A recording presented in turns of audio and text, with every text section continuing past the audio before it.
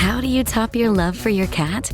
With a cascade of decadent savory gravy over a mouth-watering mousse pâté. Fancy Feast gems. 2 gourmet pâtés in one convenient pack. Simply peel and plate to reveal a pyramid shape that makes eating delightful and pamper her with an experience as extraordinary as she is. Turn the everyday into the extraordinary with Fancy Feast gems. This episode is brought to you by Indeed. When your computer breaks, you don't wait for it to magically start working again. You fix the problem. So why wait to hire the people your company desperately needs? Use Indeed's sponsored jobs to hire top talent fast. And even better, you only pay for results. There's no need to wait. Speed up your hiring with a $75 sponsored job credit at Indeed.com/podcast. Terms and conditions apply. Wish you could become a morning person? You know the type, up before the sun, early morning runs, first one to the office with donuts and a smile. How do they do it? Easy. With the new Galaxy Watch 8, sleep tracking and personalized insights from Samsung Health help you improve so you can wake up to a whole new you. One who, dare I say it, skips the snooze? It's possible. Train your sleep with Galaxy Watch 8. Learn more at Samsung.com. Requires compatible Samsung Galaxy phone, Samsung Health app, and Samsung account.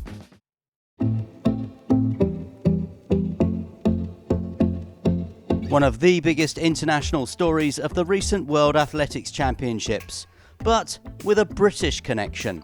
I'm Michael. And I'm John. And as mentioned in this season, we're going to be hearing from some of the great British stars we've had the privilege of covering on this podcast and on UK commercial radio for the past few weeks, months, years. Yes, do please bear with us. This is Great British Bosses, the behind-the-scenes conversation of sport in the UK.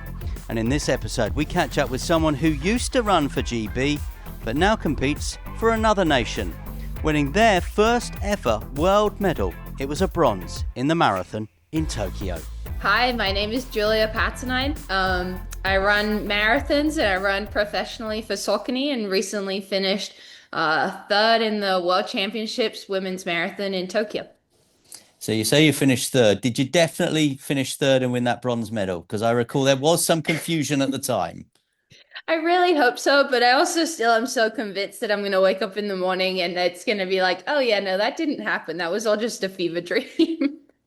Tell us about the confusion at the end, because talk us through a little bit of the race. I mean, it's 26.2 miles, so it doesn't need to be massively in depth. But where did you think you were? What were you thinking as you came into the stadium? Yeah, so around halfway, I think, me and one of the Finnish runners started to catch the group that was ahead of us.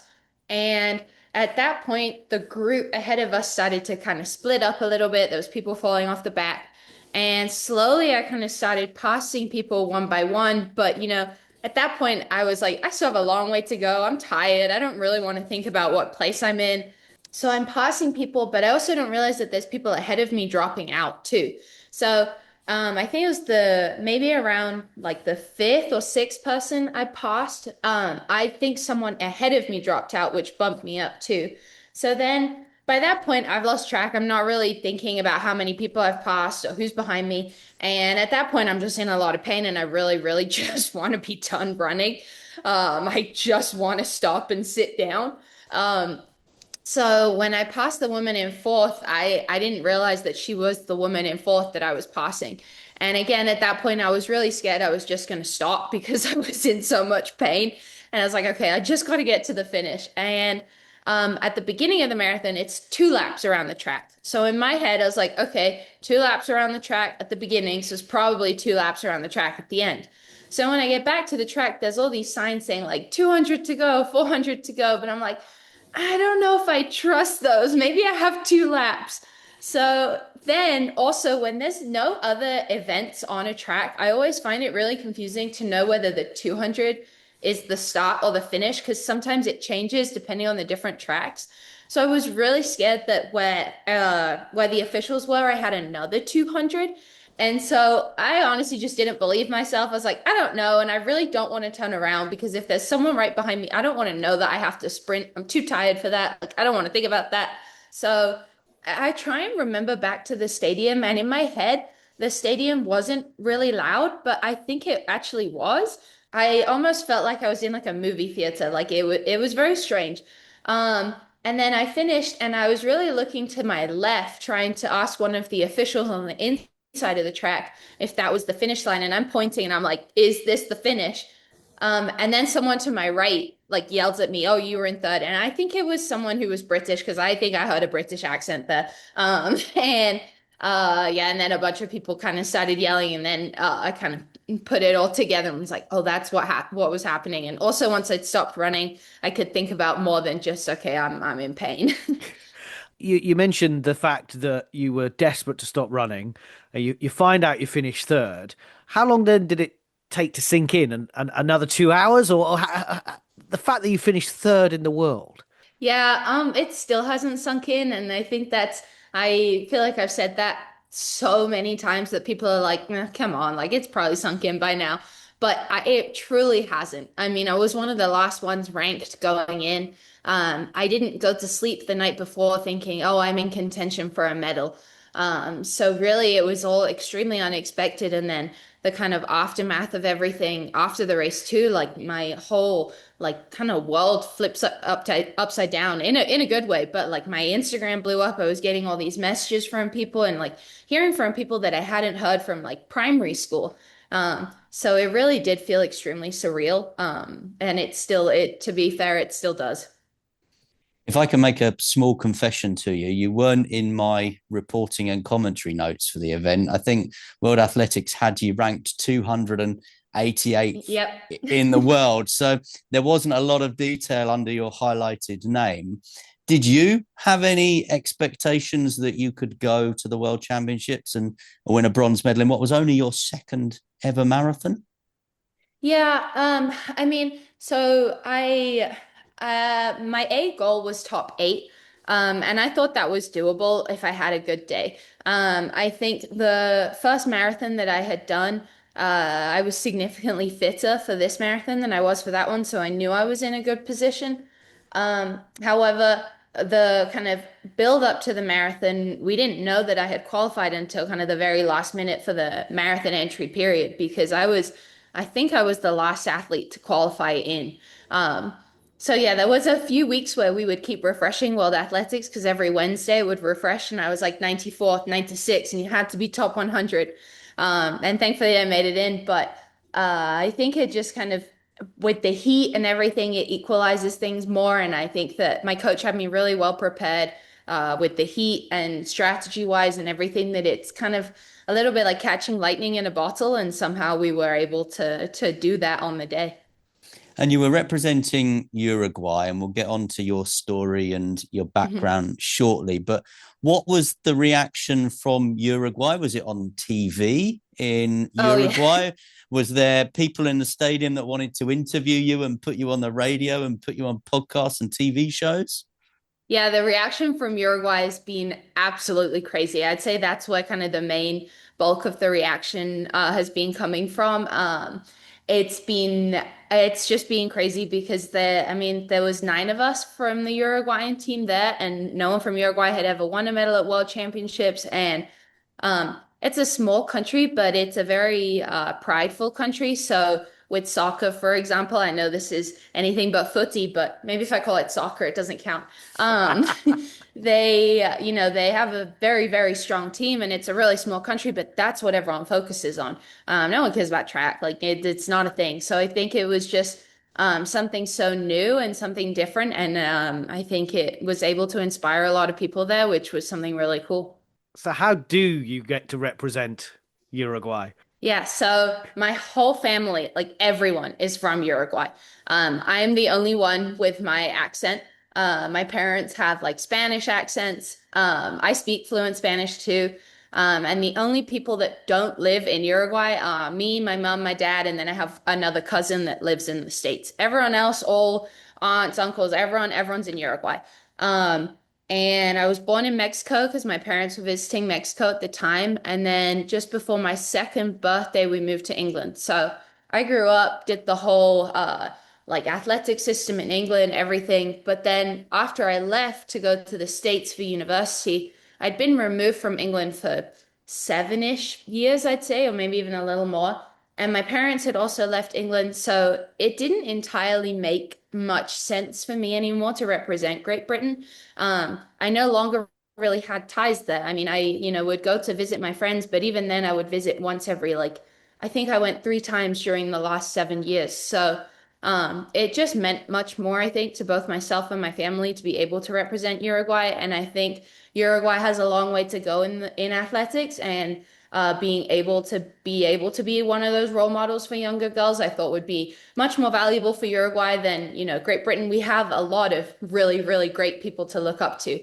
When I was young, I looked up to Paula Radcliffe. So I think it was an opportunity for me to be able to do something beyond just, actually competing and have a bigger impact. Bizarrely, Julia, you say there's so much talent in Great Britain, but there were no British women marathon runners at the World Championships for the first time in as long as I can remember. Yeah, I'm not entirely sure how that process works now with UKA athletics. I know it's something about how if you don't have medal potential, they don't necessarily take you. But I think that hopefully my performance shows that at these championship races, you don't have to be ranked in the top whatever on paper, and that it is still possible. You never know what can happen on the day, so. Yeah, I mean, I'm grateful I was able to go there, and hopefully there'll be more British athletes to compete against in the future at these major races. I'm right in saying you have represented Great Britain in the past, Mhm. so you were able to Yes. switch allegiance through World Athletics. Yeah, so I had only represented them once. Well, I had represented England, I think twice maybe, and then I represented Great Britain at the European under 23s. But you have to wait a period of, I'm not sure how many years it is to be able to switch. And since that was in 2019, the switch was pretty seamless. And like I said, I was representing Great Britain because, I grew up there, my club was there. I was still well, I had only been gone from England for 1 year when I was representing them. So it kind of just made sense at the time. But then once I was more removed, it was like I really have no ties here. And when you talk about the club, is that Cambridge and Coleridge? So what's the connection Yes. with Cambridge, you and the family? Yeah, so we moved to Cambridge just before I turned 2. That was where we moved to originally, and then where I grew up. My dad got a job at the university, so that's why we moved there. It's just me, my mom, and my dad. I'm an only child, so no siblings. And then I joined Cambridge and Coleridge when I was around 16 years old, and that's when my coach, Mark Weil, kind of really started coaching me. I stopped swimming, which was what I was doing before. And I had 2 years before I went to the US on a sports scholarship. So, yeah, that's kind of the connection there. But I very much I love Cambridge and Coleridge. If I ever went back to England, that's who I would run for. Great club. I credit them so much to so much of my success now because, the kind of the fundamentals of what got me into running. So, We're talking to you as our international highlight of the World Championships. Our British highlight was Amy Hunt in the sprint, yeah. and she was a Cambridge University graduate as well. So it was a decent chance for Cambridge, wasn't it? Yeah, I actually just found out that Amy Hunt went to Cambridge too. So Cambridge definitely had a good one. It's a great town, so not surprised. I think Michael mentioned that it was your second marathon, Hmm. and I understand that you did cross country Yeah. when you were at Cambridge. So, Hmm. what about cross country in the Winter Olympics? This is Seb Coe's latest Yeah. idea. I think it's great for cross country to be in the Winter Olympics. I am all for that. I do not want to be running any more cross country. Um, but I am very much for cross country being added as an Olympic sport. I think that would be huge. I feel like that's long overdue. But yeah, personally, I do not enjoy cross country. I've always done it as a kind of necessary evil, which I feel like you hear a lot of 800 runners say, or 1500 runners, not the really long distance runners, but I don't like running on grass. I don't like running through mud. I like, roads, easy to run on. I don't have to think. Yeah, so cross country is not my favorite, but I will do it if I have to. I can't believe you're telling me that 26.2 miles is easier or better than cross country. Yeah, people laugh at me for that all the time. I don't like cross country at all. British cross country I can tolerate a little bit more, but American cross country is all of the things with cross country where, it's you're running on grass and things like that, but it's also really, really fast because the conditions are so great because it's on these like manicured golf courses. But, running on grass still is hard. So it might be easier cross country than England, but then you add in the fact that you also have to run significantly faster. I commentated on the National Cross Country Championships in England last year in Highgate, and it was a Mhm. wet, muddy day. And I've got to be honest, it looked like hell on earth. Comparing that to the stifling heat of Tokyo, I'm not sure which one I would go for. To move your story forward a little bit, we hear a lot in this country, in Great Britain, certainly about the American system, the MCAAs, Josh Kerr, Amber Anning, British athletes, obviously, that are based out in the States. But a little bit like Georgia Hunter Bell, actually, that system didn't really work out for you. Is that fair? Yeah, so actually it's funny, Amber Anning ended up being at Arkansas at the same time I was. But so I think with the NCAA system, I think it was great in terms of it helped me learn a lot. I feel like I grew so much as an athlete while I was there. My first year was pretty good, honestly. As a freshman, I did make it to NCAA's outdoor track, and that was an insane experience. I mean, Shakari was there, and Mondo Duplantis was in that championship. So, just getting those really big experiences, I think, was huge. I think my personal issue that I had with the NCAA system is I'm not good at running indoor track. So I'm tall, I have a kind of funky stride. And every time I would run indoors every season, I would get injured. And then I wouldn't really be healthy to run outdoor track, which was where, the 10K is. And I could never race the 10K. So I was never really able to kind of show off what I was able to do. And then again, it would be over the summer. I would get healthy. I'd come back, and then it's cross country, which I just said I don't love. So, um, it was kind of a cycle of that kept happening again and again. And I think for some people that are able to handle those seasons, or, I think people that thrive off of racing a lot, they're able to handle that, and it works great. Um, but mentally, I cannot race that much. I enjoy it much more the way that the longer distances are. I think I raced 6 times in the last year. Whereas in the NCAA, you're racing 6, 7 times in a season. And there's 3 seasons. So I think that just the constant kind of go, go, go of the NCAA really didn't work to my advantage. But for some people it does. And I think it's kind of it's a you don't know until you try. I don't regret going. I think if I hadn't gone, I would not have learned so much about my own like athletic career and learning about track as a business too. I think that's the other thing is you realize that okay, this is there is money involved in this. So I think that's another thing that was kind of important to learn too.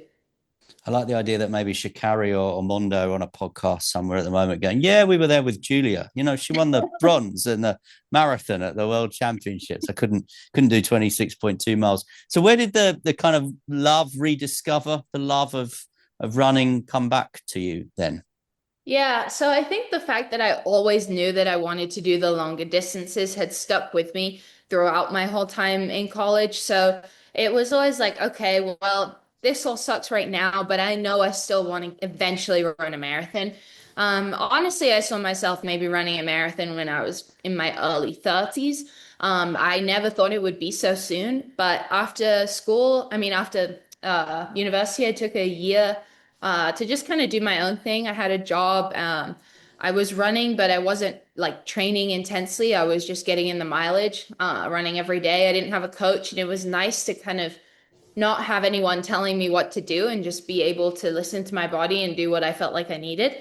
And then slowly after that, I felt pretty refreshed after about a year. And then I came to visit my friend who lives in Arizona, runs professionally. And that's how I kind of met my current running group and my coach and everyone. And it was just such a different philosophy of training, way of training, much more suited to me, much more longer, steady efforts. And that's kind of what I had always wanted to do. And I finally got out of the injury cycle. So it kind of all clicked together once I was in Arizona.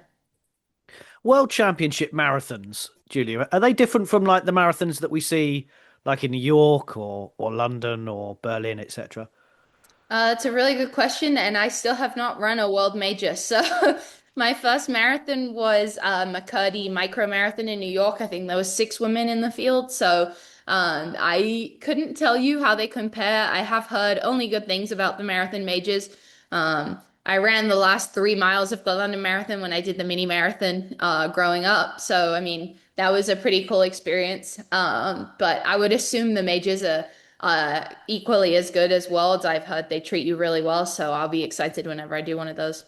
I wonder as well, are they just raced differently? Is it more about pace rather than medals, if that makes sense? And I know that Hugh Brasher listens to this podcast, so no doubt you will be getting an invite for London very soon, I would assume. Yeah, I think that for the majors, I want to say that most of them have more of a, I guess, purpose. So, for example, London is kind of known for being flat and fast. And then same with like a New York. Oh, I think it's New York. I forget.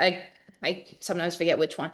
But whereas I think World, since it's at a different location every time, you don't know what the weather's going to be like. A lot of it, it is usually late summer, so it's probably going to be hot. I think all of those things play into the fact that it does become much more tactical and much more unpredictable. Whereas like a London Marathon is being hosted, it's an annual thing and people know, kind of ish how it's played out in the past. So it's a little bit more consistent. So I guess easier to predict and have a game plan maybe going forward. But I think mainly the weather is probably the thing that just makes the World Championships more place contingent.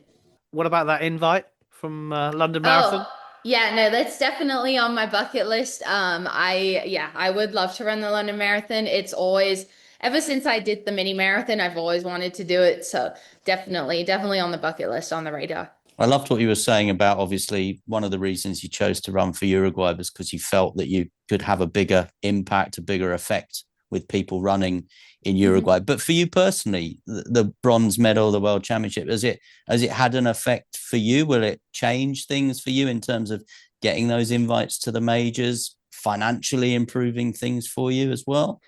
Yeah, I mean, I think whenever you're able to, get a global medal, it really increases your ability to get into other races. So that definitely makes life much easier trying to fit in the different races. And now it can be a little bit more based on, okay, what makes the most sense for my development rather than, okay, which race let me in and which race didn't let me in. So it definitely opens a lot of doors for that. And then I think really it just opens a lot of doors in terms of my own kind of confidence, and knowing that I, made the right choice, kind of grinding through all those like hard times, and just like a deep satisfaction within myself as an athlete. I've never done this for, for the money or for any of those kind of things. So just like simply a personal accomplishment, it feels really special.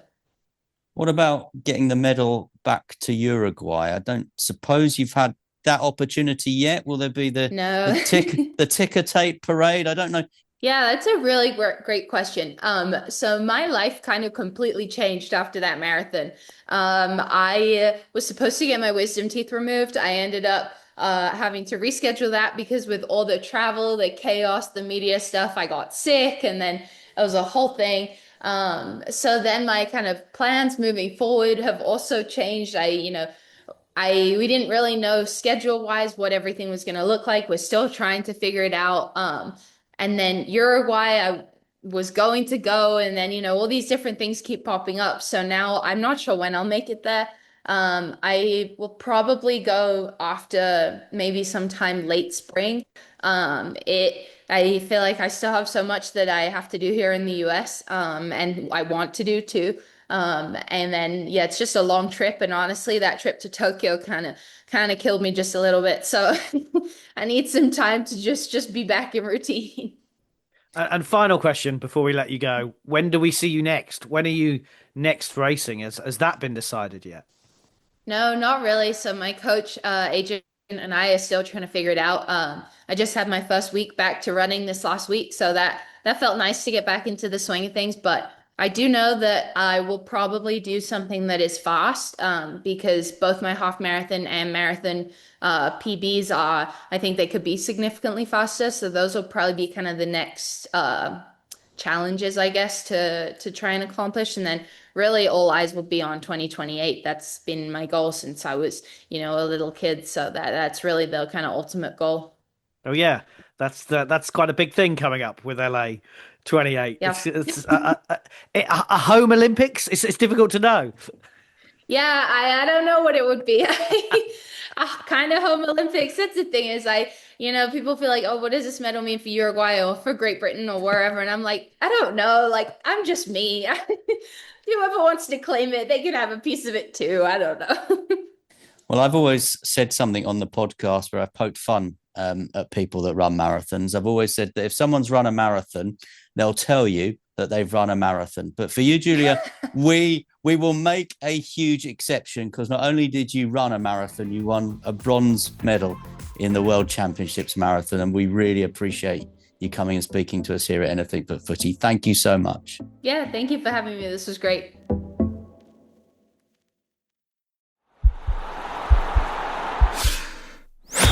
This podcast is part of the Sports Social Podcast Network.